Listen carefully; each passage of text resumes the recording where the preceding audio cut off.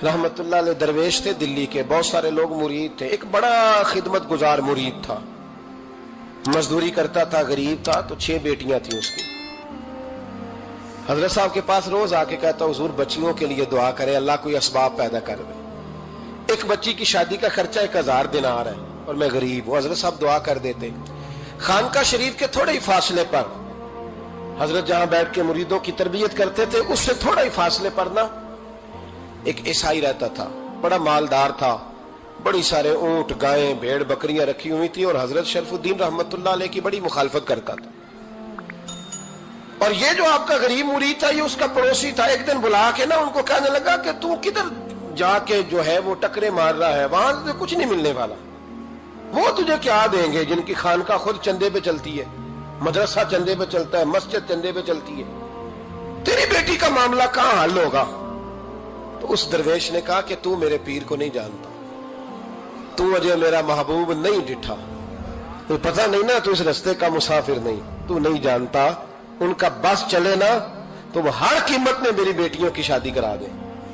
अब वो ईसाई था, कहने लगा अच्छा चलो ठीक है, अगर इतनी बात है ना तो जाओ उनसे जाके कह दो कि 6 साल के लिए मेरे साथ मुआहदा कर लें, वो मेरे जानवरों को चारा डाल दिया करे, 6 साल ड्यूटी करे, मैं 6000 दिनार दे देता हूं। वो मेरे साथ 6 साल मेरे जानवरों को चारा डाले रखते हैं ना आप, चारा डालने के लिए एडवांस पैसे दे के।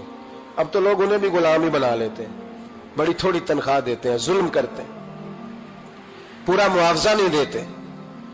हजरत शेख शरफुद्दीन के बारे में वो कहने लगा, जब अपने पीर से जाके कह के मेरे जानवरों को 6 साल चारा डाले, मैं 6000 दे देता हूं, तू जो कहता है हर कीमत पे जाने को तैयार है।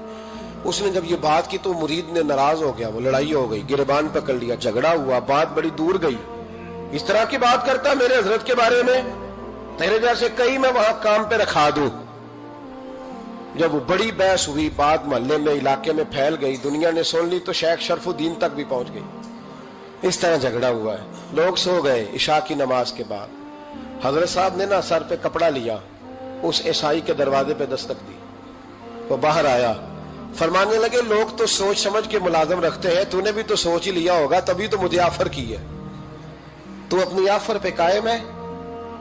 वाकई मुझे रख लेगा और 6000 दिनार दे देगा? कहने लगा जा बाबा काम कर अपना। फरमाया नहीं, तूने इतने लोगों में बात की, इतनी बहस हुई, तो कायम है? कहने लगा मैं तो कायम हूं, पर आपने नहीं कायम रहना।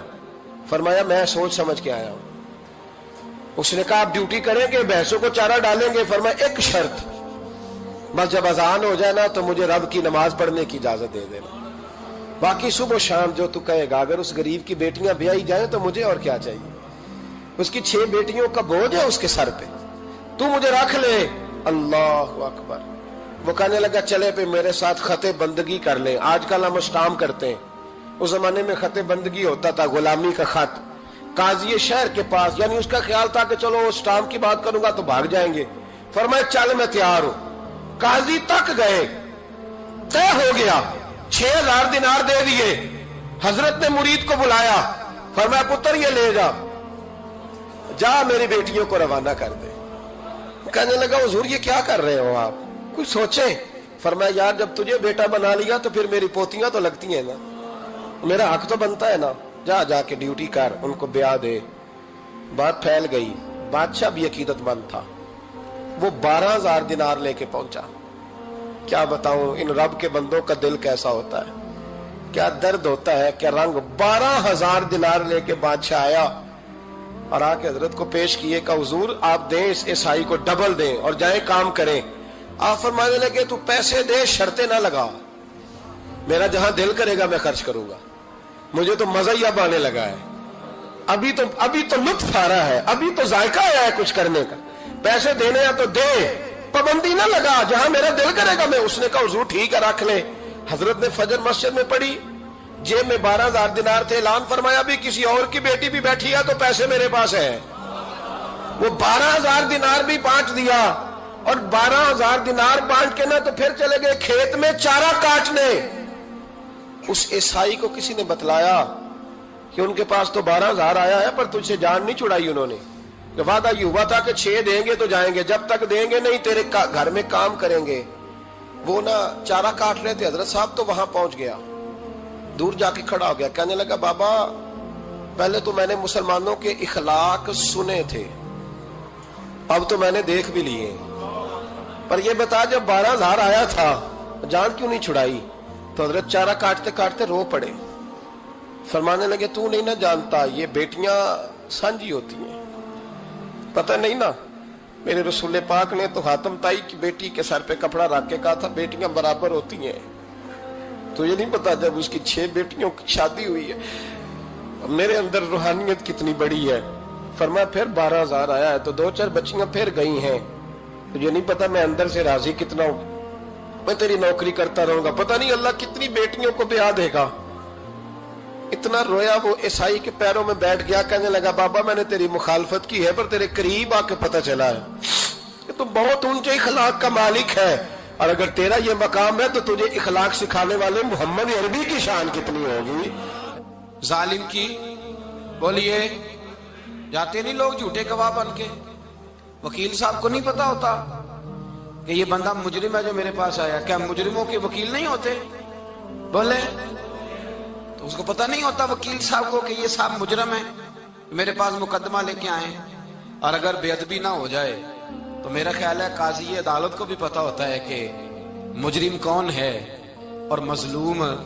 میرے نبی پاک صلی اللہ علیہ وسلم نے اس قدر زیادہ سختی فرمائی اس مسئلے میں. فرمایا جس کو پتا تھا کہ فلاں آدمی ظالم ہے، ظلم کر رہا، پھر وہ ظالم کا گواہ بنا یا اس نے ظالم کی مدد کی، کتنی کی؟ شارحین لکھتے ہیں چاہے اس نے ایک جملہ بول کے کی، چاہے ایک، سارے بولیے، چاہے ایک غریب کو اس نے ظلم کیا تو کہتے ہیں علاج یہ سے، چاہے ایک جملہ بول کے کی. شارحین اس حدیث کی شرح میں لکھتے ہیں ایک جملہ بول کے چاہے مدد کی. جس بندے نے کسی ظالم کی مدد کی کسی مقدمے میں یا کسی صورت میں اور اسے پتا تھا یہ ظالم ہے، میرے نبی پاک صلی اللہ تعالی علیہ وسلم فرماتے ہیں اگر اس نے مدد کی، ابھی ظالم کی بات نہیں ہو رہی، ظالم کے مددگار کی بات ہو رہی، اگر کسی نے ظالم کی مدد کی تو حضور فرماتے ہیں خدا بھی اس سے بری ذمہ ہے، رسول بھی اس سے بری ذمہ ہے. سنبھال کے رکھے اپنی نمازیں، قربانیاں، حج، زکوٰۃ سنبھال کے رکھے. اگر ظالموں کا مددگار ہے، الیکشن آ لینے دے، آپ کو نظر آ جائے گا کون کون ظالموں کا مددگار ہے، نظر آ جائے گا. اپنی جیب سے لوگ پیسے دے کے ظالموں کی مدد کریں گے، ان کے فلیکس چھپوائیں گے، بورڈ لگوائیں گے، جیبوں سے پیسے دے کے. ہم نے خود آگ لگائی ہے چمن میں اپنے، بے سبب گردشی ایام کو الزام نہ دو، ہم نے خود نور کا ظلمت سے کیا ہے سودا، کر کے توہین سحر شام کو الزام نہ دو. ظالموں کے مددگار میدان میں آ گئے، یہ چھوٹا لفظ نہیں. میرے حبیب پاک صلی اللہ علیہ وسلم نے فرمایا جو ظالم کا مددگار ہے سن لے جو سجن کے ساتھ کچہری جاتا ہے، وہ یاد رکھے جو دوست کا گواہ بنتا ہے، وہ یاد رکھے جو کہتا ہے میں مانگی گیا تھا، مجھے بلایا گیا تھا قبضہ چھڑانے کے لیے کسی غریب بیوہ کی جائیداد پہ. وہ سن لے تو مدد کر کے نہیں آیا، تو خدا کے ذمے سے نکل گیا ہے. رسول پاک نے فرمایا تیرا میرا تعلق ختم ہو گیا، تو ظالم کا مددگار ہو گیا. پھر تو کہتا میں بے چین ہوں، میں بے قرار ہوں، میں آزمائش کا شکار ہوں. پلٹ کے دیکھ تو صحیح تیرا گناہ کتنا بڑا ہے. میرے نبی پاک صلی اللہ علیہ وسلم کا ایک اور فرمان سن لیں، ابن ماجہ ابو داؤد میں موجود ہے. اس حدیث کو آپ نے یاد کر لینا ہے. کر لیں گے انشاءاللہ؟ سارے کہیے انشاءاللہ کر لیں گے یاد. حضور صلی اللہ علیہ وسلم نے فرمایا اگر تو ظالم کی مدد کرے گا نا، یہ لفظ دل کی تختی پہ لکھ لینا، یہ مکافات عمل ہے، مکافات عمل دنیا، ادھر کرو گے تو ادھر بھرو گے. فرمایا اگر تو کسی ظالم کی مدد کرے گا، سن لے حضور کا فرمان ہے، اگر تو ابن ماجہ ابو داؤد صحاح میں موجود ہے، فرمایا اگر تو کسی ظالم کی مدد کرے گا تو رب تعالیٰ مرنے سے پہلے تیرے اوپر بھی ظالم کو مسلط کر دے گا. تیرے اوپر بھی ایک دفعہ ظلم ضرور ہوگا اگر تو ظالم کی، وہ کسی صورت میں بھی ہو سکتا ہے، کسی صورت میں بھی تیرا بیٹا ہی اٹھ کے ظلم کر دے گا، تو الجھ جائے گا، کسی نہ کسی جگہ تیرے لیے تباہی کا سامان ہوگا، تیرے اوپر ظلم ہوگا، اس لیے کہ تو ظالموں کا مددگار ہے.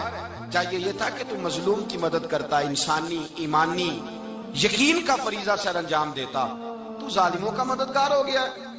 ٹٹول کے دیکھ لیں، رزلٹ نکال کے دیکھ لیں، ہمارے زمانے میں ظالموں کے مددگار زیادہ ہیں. اتنی لمبی زبانیں نکال کے ظالموں کی مدد کرتے ہیں.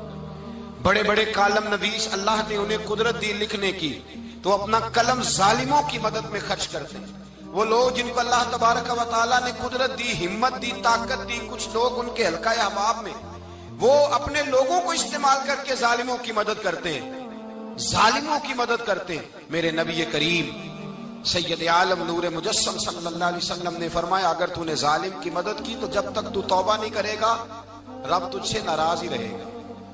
اللہ تجھ سے، او بھائی جس سے رب بھی ناراض ہو گیا، نہ کھانا نہ پینا نہ سونا نہ جاگنا نہ نیند، پھر تیری ہر چیز تیرے لیے آزمائش ہو جائے گی، پھر تیرا سایہ بھی تیرے لیے خوف کا سامان بنے گا، پھر زندگی جیتی جاگتی لاش بن جائے گی، تو اپنے کندھوں پر اپنی میت اٹھائے پھرے گا جب تو ظالم کا مددگار ہوگا۔ اور نبی پاک صلی اللہ علیہ وسلم نے فرمایا ظالموں کا مددگار بھی ظالم ہوتا ہے، ظالموں کا مددگار بھی، سارے بولے ظالموں کا مددگار بھی نہیں، کو نہیں، آپ سارے نہیں بولے، ایک دفعہ بولے ظالموں کا مددگار بھی، پکی بات ہے، ظالموں کا مددگار بھی۔ اللہ اکبر، جس کا یارانہ ہو، جس کا دوستانہ ہو، جو کہے میں نے نا اس کو اوکھے ویلے کے لیے ظالم کو یاد رکھا ہوا ہے۔ کبھی مشکل میں رکھے نہیں ہوئے لوگوں نے ظالم دوست، کہتے میں نے رکھے ہوئے ہیں، بلکہ ہمارے دیہات میں تو کہتے ہیں میں نے بازو بنائے ہوئے ہیں۔ کس کو بازو بنا لیا؟ ظالم بھی کبھی بازو ہوتا ہے، جو ظلم کی تلوار لیے میدان میں کھڑا ہے۔ قارون، حامان، فرعون، نمرود کا حال نہیں لوگوں نے دیکھا؟ اپنے زمانے میں آپ نے کتنے لوگ نہیں دیکھے جن کے سائے سے، آواز سے لوگ کانپتے تھے؟ پھر پولیس کی گاڑیوں میں وہ اس طرح مردہ پڑے کہ دنیا نے تماشا دیکھا ان کا۔ یہ رنگ ہم نے دیکھے نہیں اپنے آنکھوں سے۔ فرمایا ظالم کا مددگار بھی، جو کار میں بٹھا کے لے کے گیا وہ بھی ظالم، جس نے چائے پلائی وہ بھی، جس شخص نے کھانا کھلایا وہ بھی، جو کچہری تک ساتھ گیا وہ بھی، جس نے فلیکس کے نیچے، بڑے شرابی کے نیچے چھوٹی اپنی فوٹو لگائی وہ بھی، جو ووٹ کی پرچی ڈالنے گیا وہ بھی۔ کہہ دینا باہر نکل کے کہ حضرت صاحب نے سیاسی تقریر کی ہے، کہہ دینا، پر بات تو سچی ہے نا۔ خو کرے ہم تو سے تھوڑا سا گلا بھی سن لے، خو کرے ہم تو سے تھوڑا سا بھی گلا۔ امام مالک کے پاس ایک بندہ آیا، اس نے کہا حضور میں درزی ہوں، ایک ظالم بادشاہ مجھ سے کپڑے سلواتا ہے، میں تو ظالموں کا مددگار نہیں نا۔ ایک ظالم بادشاہ مجھ سے، حضور میں تو مددگار نہیں نا ظالموں کا۔ جو فرمایا ظالموں کا مددگار بھی ظالم ہوتا ہے، تو کپڑے لے کے آتا ہے میں سی کے دے دیتا ہوں، ذمہ داری نہیں۔ یہ ایک آدمی دکاندار ہے، اس سے کوئی بندہ چیز خریدنے آئے گا تو تھوڑی کہے گا میں نے نہیں دینی، تو دے گا۔ کوئی بندہ اگر کسی شخص سے کوئی کام کہتا ہے جو اس کی فیلڈ ہے، اس کا شعبہ ہے، اس کا معاش کا وہ سلسلہ ہے، کہتے ہیں یا رسول اللہ صلی اللہ علیہ وسلم ظالموں کا مددگار بھی ظالم، حضور نے فرما دیا۔ تو امام مالک سے بندے نے مسئلہ پوچھا، دل کی تختی پہ لکھنے والی باتیں ہیں، کہا حضور میں درزی ہوں، ظالم کپڑے سلواتے ہیں، میں تو مددگار نہیں نا۔ امام صاحب کہنے لگے نہیں، مددگار تو وہ ہوگا جو تجھے سوئی دھاگا فراہم کرے گا، تو پورے کپڑے سی کے دیتا ہے، تو خود بہت بڑا ظالم ہے، تو پورے سوٹ سی کے دیتا ہے، تو بہت بڑا ظالم خود ہے۔ مددگار تو وہ ہوگا جو تجھے دھاگا دے گا، جو تجھے بٹن دے گا، جو تجھے نلکی دے گا۔ جو ظالم سے اتنی نفرت ظلم کر کے بندہ ہے، یہاں تو ہمارے زمانے میں ہیرو بن جاتے ہیں لوگ، ظالم ہیرو ہے، لوگ اس سے ڈرتے پھرتے ہیں، گھومتے پھرتے ہیں، اور بہت سارے کم مزاج لوگ اس کے پیچھے ہاتھ باندھ کے پھرتے ہیں۔ ظالموں کی مدد کرنا، ظالموں کے ساتھ رہنا، یہ ظلم ہے، ظلم، یہ زیادتی ہے۔ میرے نبی پاک صلی اللہ تعالی علیہ وآلہ وسلم نے ارشاد فرمایا، یاد رکھو رب فرماتا ہے میں مظلوم کی مدد ضرور کروں گا، چاہے جلدی کروں چاہے دیر سے کروں، میں مظلوم کی مدد۔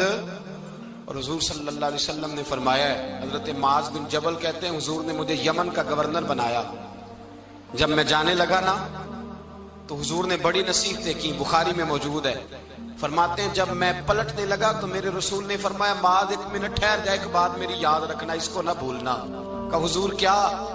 فرمایا دیکھنا کسی پہ ظلم نہ کر بیٹھنا، کہیں تجھ سے زیادتی نہ ہو جائے۔ محبوبہ پھر حضور نے فرمایا سن میرے معاذ، میں تجھے گورنر بنا رہا ہوں، زیادتی نہ کر بیٹھنا۔ یا رسول اللہ صلی اللہ علیہ وسلم کیا ہوتا ہے؟ تو میرے کریم نے فرمایا جب مظلوم دعا کے لیے ہاتھ اٹھاتا ہے تو عرش کا مالک کہتا ہے فرشتوں پیچھے ہٹ جاؤ،